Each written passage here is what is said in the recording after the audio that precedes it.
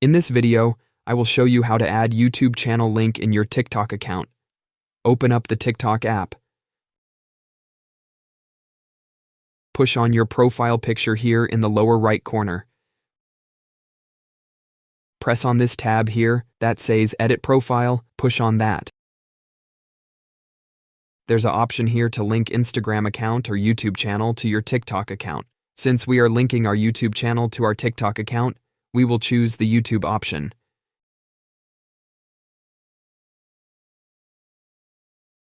Your browser will open. You will have to log into your YouTube channel. Type in your Gmail account within this tab here.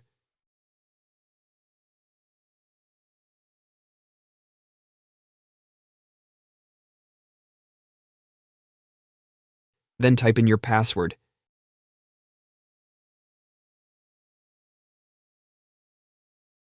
Then next.